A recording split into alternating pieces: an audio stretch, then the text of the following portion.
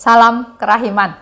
Hari ini tanggal 26 Maret. Kita akan baca dari 1319 dan 1320.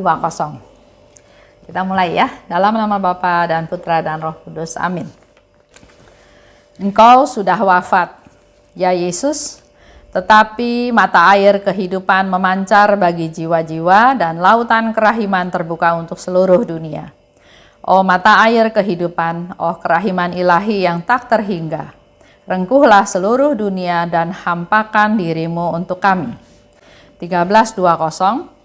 Pada pukul 3 sore, mohonlah kerahimanku khususnya untuk orang-orang berdosa. Dan meskipun hanya sebentar, benamkanlah dirimu di dalam sengsaraku, khususnya di dalam kesendirianku pada waktu menghadapi sakratul maut. Inilah jam kerahiman yang besar bagi seluruh dunia. Aku akan mengizinkan engkau masuk ke dalam duka citaku yang begitu pedih. Pada jam ini, aku tidak akan menolak apapun yang dimohon oleh jiwa-jiwa yang mengajukan permintaan kepadaku demi sengsaraku. Hari ini kita bahas tentang jam kerahiman. Yang sampai saat ini masih banyak yang confused ya mengenai jam kerahiman. Di 13:19 itu doanya Suster Faustina. Engkau sudah wafat, tapi mata air kehidupan memancar bagi jiwa-jiwa. Yaitu pada waktu dia mengenangkan sengsara Yesus, jalan salib yang nomor 12, Yesus wafat, lambungnya ditusuk dengan tombak, dan di sana mata air kehidupan memancar untuk jiwa-jiwa. Dan lautan kerahiman terbuka untuk seluruh dunia. Karena pancaran dari sinar-sinar kerahiman itu begitu bertenaga, begitu ada bukti kerinduan untuk mencapai seluruh dunia. Oh mata air kehidupan, kerahiman ilahi yang tak terhingga, rengkuhlah seluruh dunia dan hampakan dirimu untuk kami. Tetap fokusnya doa Suster Faustina adalah rengkuhlah seluruh dunia, rengkuhlah semua jiwa-jiwa manusia. Jadi bukan fokusnya kepada diri sendiri, tapi untuk semua jiwa-jiwa. Nah, doa ini sering dipakai oleh beberapa orang sebagai doa jam kerahiman. Perlu diingat, Yesus dalam pembicaraannya dengan Suster Faustina mengenai jam kerahiman, tidak ada doa yang baku yang diminta oleh Yesus. Lain halnya dengan doa koronka. Kalau doa koronka, doa itu jelas didiktekan oleh Yesus kepada Suster Faustina dengan tahapan yang sangat-sangat jelas dan detail. Begitu pula dengan novena kerahiman ilahi. Yesus juga katakan step by step dengan sangat detail, dengan alasannya, dengan apa yang harus kita lakukan. Bawalah, benamkanlah, dan di setiap kelompok jiwa itu Yesus memberikan penjelasan kenapa kita harus doa buat jiwa ini. Karena di situ ada penjelasannya dengan sangat jelas, sehingga kita berdoa juga tidak ada keraguan, karena kita tahu tujuan doa itu adalah membawa jiwa-jiwa, membenamkan dalam kerahiman Tuhan supaya jiwa-jiwa itu juga merasakan kerahimannya Tuhan.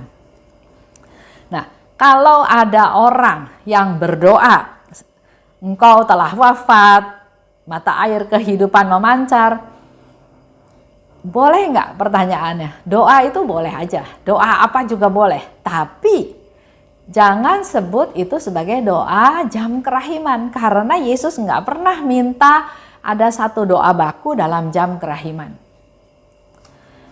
Kita coba baca ya tadi di 13:20, di mana Yesus dengan jelas berbicara tentang jam kerahiman. Pada pukul 3 sore. Jadi kalau ada pertanyaan ya ke saya, Bu boleh nggak 3 pagi? Karena ada orang bilang, ada pewarta bilang bahwa pukul 3 pagi itu jam yang paling bagus. Nah, kita bisa baca bukunya, diary-nya, kita bisa beli, kita bisa baca sendiri. Yesus jelas menyebutkan pukul 3 petang. Karena ini dikaitkan dengan masa sengsara Yesus, dikaitkan dengan masa Yesus wafat.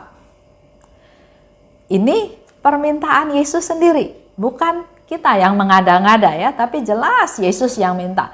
Pada saat lonceng berbunyi 3 kali pada petang hari ya, jadi jam 3 sore.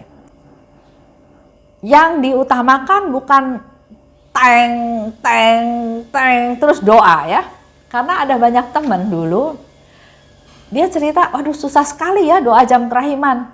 Saya lagi masak di dapur, tiba-tiba dengar suara lonceng berbunyi 3 kali, terus saya bingung, gimana ini? Masakan ditinggal, kosong. Enggak ditinggal, harus doa. Atau ada lagi yang pokoknya kalau jam 3 dia masuk kamar, nggak mau diganggu. Siapapun, ada telepon, ada penting, ada apa juga dia sudah pesan sama pembantunya. Tidak boleh ganggu saya pada jam 3 petang. Ya. Jadi banyak hal-hal yang dilakukan memang betul untuk betul-betul mengikuti apa yang Yesus minta pada jam 3 petang. Ya. Tapi tetap kita juga harus lihat melakukan jam kerahiman itu dengan benar, bukan asal ikut-ikutan. Nah, di sini dikatakan yang penting itu bukan tepat jam 3, karena masih ada juga pertanyaan, Pak, kalau saya jam 3 lagi setir mobil di jalan gimana? Berhenti dulu atau seperti apa? Atau saya lagi ada di atas bis kota. Saya sedang ada di kendaraan umum atau saya sedang memimpin rapat. Jadi banyak pertanyaan-pertanyaan ya. Kalau saya lupa, apakah boleh telat? Telatnya boleh berapa menit ya. Jadi kita fokusnya bukan pada permintaan Yesus pada jam kerahiman, tapi fokusnya lebih ke arah hal-hal yang nggak penting sebetulnya. Yesus minta jam 3. Jam 3 itu waktu zamannya Suster Faustina yang memberikan tanda dalam kehidupan hari-hari mereka adalah memang bunyi jam. Jam 3, jam 4, karena mereka kan ada rutinitas ya. Kapan doa sore, kapan pergi ke adorasi, kapan melakukan ini, kapan jam makan, dan seterusnya. Jadi patokannya memang jam ya. Nah, pada saat jam 3 petang, nah pertanyaannya adalah kalau jam 3 dia ada di ladang. Mana mungkin dia terbang ke rumah terus dia berdoa. Jadi jam 3 itu hanya penanda bahwa ini saatnya jam kerahiman. Dan dikatakan oleh Yesus juga jam, bukan menit, bukan detik. Jadi satu periode yang cukup panjang yang Tuhan Yesus sediakan untuk kita masuk ke jam kerahiman. Yang penting di sini bukan waktunya tadi ya, tapi yang penting adalah inilah jam kerahiman yang Tuhan Yesus siapkan untuk seluruh dunia. Ini adalah saat kita mengenang dan memuliakan kematian Yesus di salib. Renungkanlah sengsaraku walaupun sebentar, Yesus katakan. Kalau bisa, kamu lakukan jalan salib. Kalau nggak bisa, pergi ke Sakramen Maha Kudus. Kalau nggak bisa juga, dimanapun kamu berada, renungkan sengsaraku. Jadi fokusnya adalah jam kerahiman untuk mengenang dan memuliakan kematian Yesus di salib. Dianggap sebagai satu periode, satu waktu, 1 jam untuk mengalirkan isi dari samudera kerahiman ke dalam setiap jiwa yang merindukannya. Jadi kita juga harus punya kerinduan. Kalau kitanya masa bodoh, ya nggak ada hasil apa-apa. Di sini dikatakan menjadi waktu yang khusus, bukan waktu yang pendek ya, waktu jam. Jadi 1 jam perkiraannya yang waktunya terbuka untuk menerima rahmat-rahmat kepada setiap jiwa yang merindukannya. Pernah saya ikut salah satu acara jam kerahiman, jam 3 petang ya. Diawali dengan lagu, diawali dengan doa, terus tiba-tiba masuk ke doa pada Santo Yosef. Karena tahun ini tahun Santo Yosef. Ya, boleh berdoa kepada Santo Yosef, tapi jangan jam kerahiman. Karena jam kerahiman itu Yesus minta, renungkanlah sengsaraku. Nggak ada kaitannya sama doa kepada Santo Yosef. Nah, ini yang jangan sampai ada salah persepsi ya. Ada juga yang jam 3 petang saya harus berdoa koronka. Baru beberapa hari yang lalu ada teman saya cerita, saya nggak tahu devosi kerahiman. Yang saya tahu, saya baca di satu buku doa keramat. Di sana ditulis setiap jam 3 petang doakanlah doa ini. Dan yang dimaksud dengan doa ini adalah doa koronka. Jadi dia berdasarkan buku itu setiap jam 3 petang dia berdoa koronka. Terus saya tanya, Bapak tahu nggak tentang devosi kerahiman? Wah, saya sih nggak tahu. Yang penting sejak ketemu doa ini saya baca, saya doa itu setiap jam 3 petang katanya ya. Nah, ini yang harus diperbaiki. Karena koronka adalah doa kepada Bapa yang kekal. Jadi doa kepada Bapa. Sedangkan Yesus minta pada jam kerahiman, renungkanlah sengsaraku. Di situ lebih lanjut dikatakan, mohonlah kerahimanku khususnya untuk orang-orang yang berdosa. Dan meskipun hanya sebentar, benamkanlah dirimu dalam sengsaraku, khususnya di dalam kesendirianku pada waktu aku menghadapi sakratul maut. Ini jelas-jelas yang Yesus katakan dalam jam kerahiman ya. Jadi jangan ada doa kepada Santo Yosef, walaupun tahun ini tahun Santo Yosef ya. Di situ dikatakan pada jam 3 petang mohonlah kerahimanku. Mari kita berdoa mohon kerahiman Tuhan khususnya untuk orang-orang yang berdosa, orang-orang yang tersesat, orang-orang yang belum kenal Tuhan, orang-orang yang meninggalkan gereja. Walaupun hanya sebentar, Yesus katakan karena jam 3 petang itu kan mungkin ada di tengah-tengah waktu kita masih bekerja. Tapi di sini Yesus katakan walaupun cuma sebentar, benamkanlah dirimu dalam sengsaraku. Sengsara yang seperti apa? Yesus dicambuk, sengsara. Yesus diludahi, sengsara juga. Yesus dianiaya, Yesus didorong, Yesus dijambak. Yesus dipukul, Yesus dicambuk. Yesus mau dibunuh, ya. Itu semua penderitaan-penderitaan, tapi Yesus minta renungkanlah sengsaraku khususnya di dalam kesendirianku pada waktu aku menghadapi sakratul maut. Dalam menghadapi sakratul maut, Yesus merasa sendiri. Nah, itulah yang Yesus minta, renungkanlah sengsaraku. Kalau kita coba-coba pikir, penderitaan Yesus dalam sakratul maut pada waktu dia seorang diri di Taman Getsemani. Dia berdoa sendirian. Di sana dia mengeluarkan peluh darah, begitu stres, mengerikan ya, mempunyai satu pandangan penderitaan apa yang akan Yesus alami. Itu kesendirianku. Juga sampai dia bilang kepada Bapak, Bapak kalau boleh piala ini lewat daripadaku. Ini satu kata-kata, satu ungkapan yang sudah membuat dia sangat sedih, sangat mengerikan, sangat ngeri ya. Sampai dia berkata seperti itu kepada Bapak, tapi dia katakan kehendakmulah yang terjadi. Waktu Yesus memanggul salib dalam jalan salib menuju Golgota, dia pun sendirian, dia pun dalam sakratul maut. Karena dia dihajar, dia dipecut, dia kehabisan tenaganya, dia lelah jasmani dan rohaninya, itu dalam keadaan yang sangat-sangat lemah, dalam sakratul maut, dia sendirian. Nah, dia ingin kita merenungkan sengsaranya. Jatuh, nggak ada yang bantuin dia. Dia harus menghimpun kekuatan untuk berdiri lagi. Karena tugas dia belum selesai. Dia jalani lagi hal tersebut. Pada waktu Yesus diadili juga nggak ada pembela, nggak ada yang bela dia.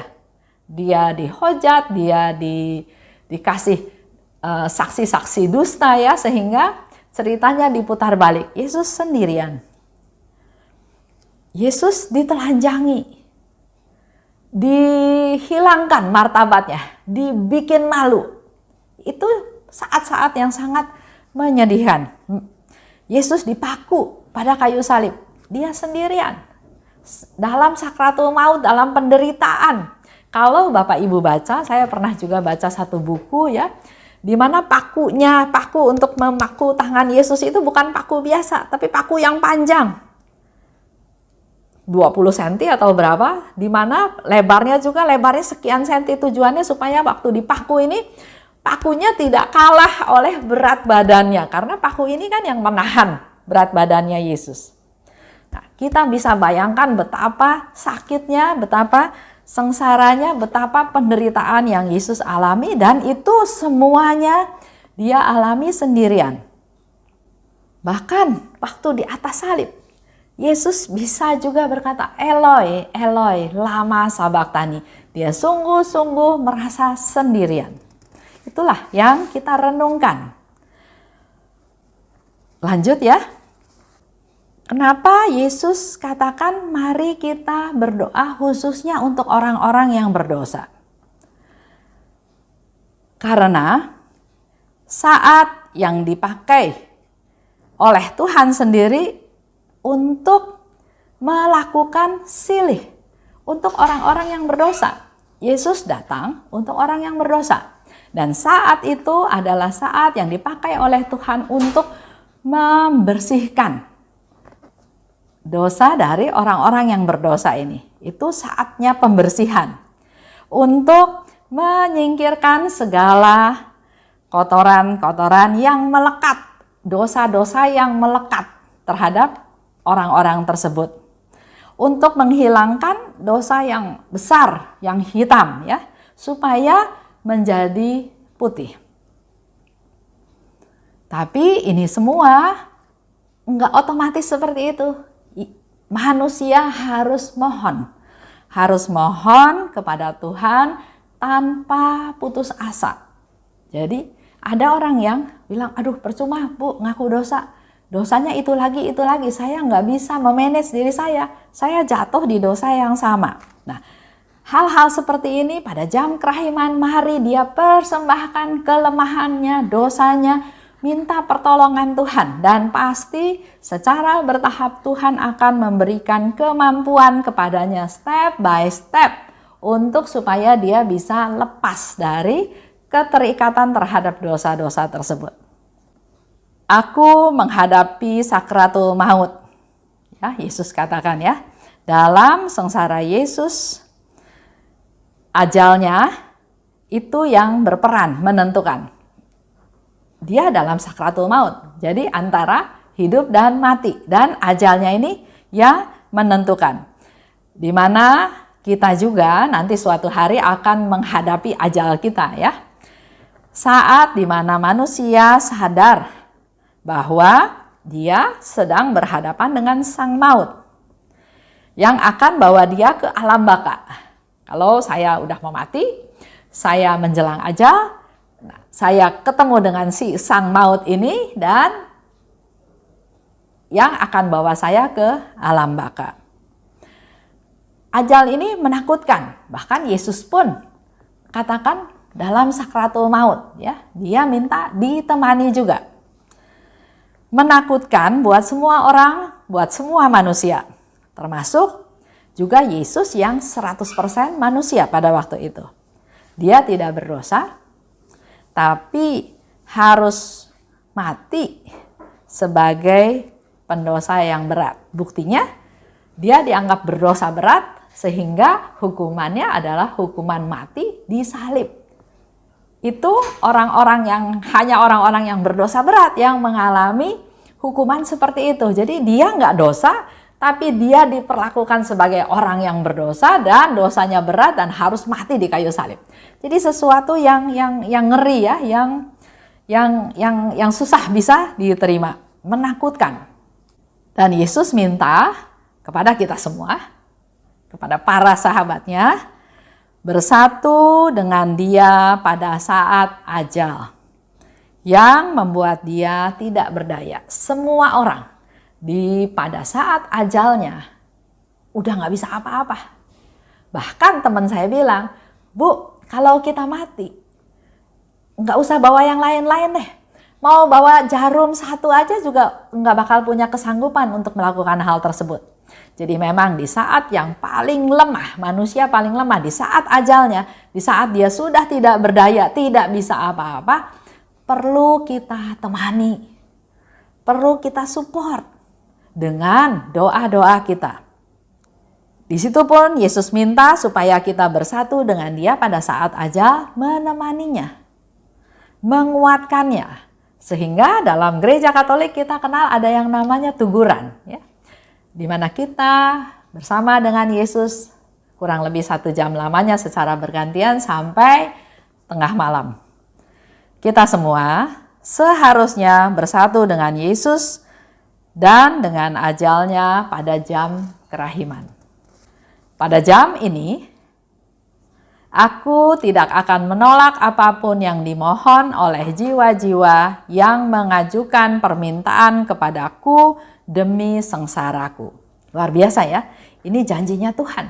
Enggak ada permintaanmu yang akan kutolak.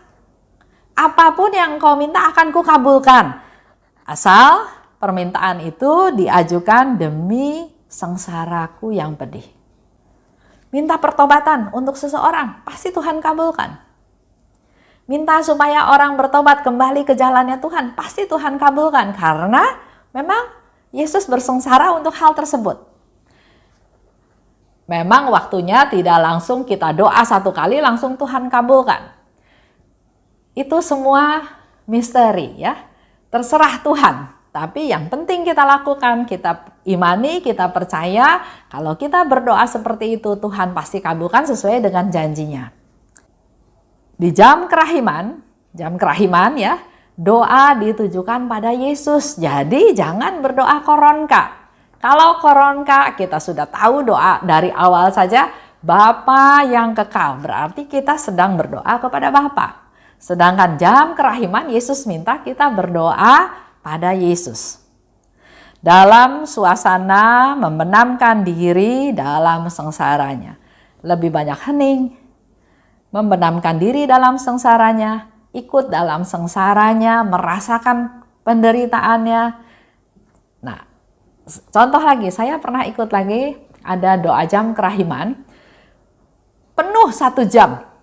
Tapi isinya adalah monolog. Nyanyi, doa pembukaan, doa koronka, jalan salib, doa-doa spontan, litani kerahiman ilahi, doa penutup, lagu penutup, selesai 1 jam. Nggak ada hening, doa terus, monolog ya. Jadi kita yang ngomong terus sama Tuhan. Padahal Yesus minta kamu ada dalam suasana membenamkan diri dalam sengsaraku. Renungkan, hayati, dalami. Supaya kita bisa masuk ke dalam pertobatan. Pada saat itu kita bisa merasakan syukur, kita bisa merasakan damai Tuhan, kita bisa merasakan kasih Tuhan, dan sekaligus kita berdoa juga untuk orang-orang yang belum bisa merasakan hal seperti itu. Doa untuk mereka yang malang, untuk yang diperlakukan tidak adil, untuk yang miskin, untuk yang tersisih, untuk yang ya banyak hal ya, untuk yang berkekurangan dan banyak hal lagi. Tidak ada doa kerahiman yang lebih indah daripada membenamkan diri dalam sengsara Yesus. Kita membenamkan diri, kita hening, kita diam, itu menjadi satu doa juga. Dan Pak Stefan pernah bilang, nggak ada doa kerahiman yang lebih indah daripada membenamkan diri dalam sengsara Yesus. Selain itu, kita bisa melakukan jalan salib Bukan hanya tata cara jalan salib, tapi setiap perhentian kita renungkan, kita hayati. Yesus dijatuhi hukuman mati. Yesus yang gak berdosa tapi direkayasa sedemikian sampai dia dianggap berdosa dan dihukum mati. Dan juga doa jam kerahiman yang diminta oleh Yesus adalah melakukan adorasi singkat. Itu satu gambaran, satu masukan yang perlu dilakukan pada jam kerahiman. Semoga dengan penjelasan ini kita menjadi lebih terbuka, lebih jelas apa bedanya doa koronka dan doa jam kerahiman. Itu aja. Dalam nama Bapa dan Putra dan Roh Kudus. Amin. Salam kerahiman.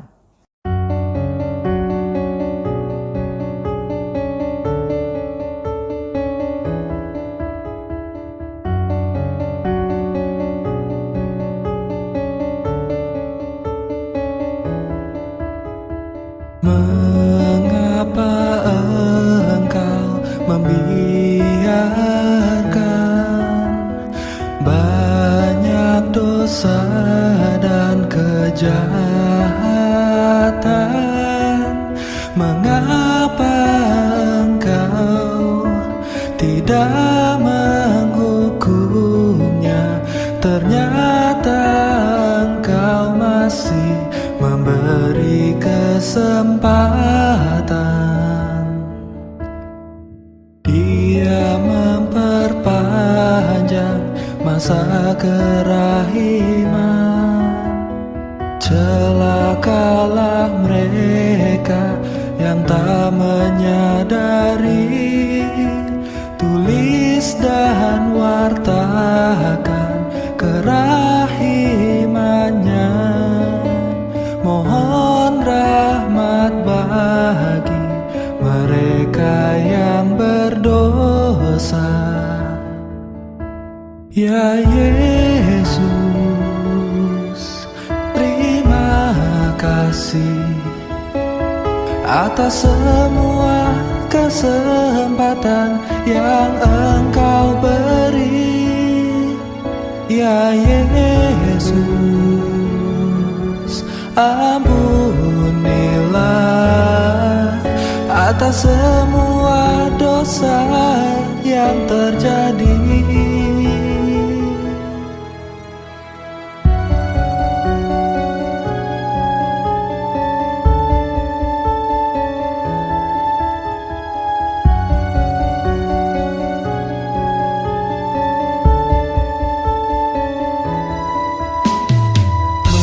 Mengapa engkau membiarkan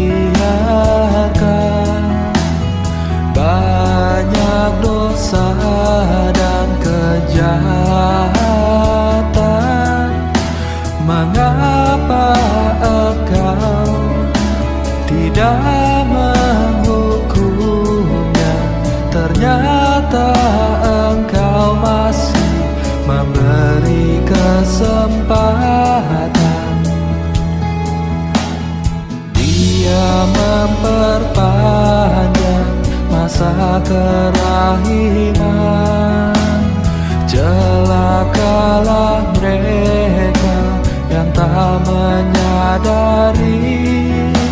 Tulis dan wartakan kerahimannya. Mohon rahmat bagi mereka yang berdosa. Ya Yesus, terima kasih atas semua kesempatan yang Engkau beri. Ya Yesus, ampunilah atas semua dosa yang terjadi. Ya Yesus, terima kasih atas semua kesempatan yang Engkau beri. Ya Yesus, ampunilah atas semua dosa yang terjadi.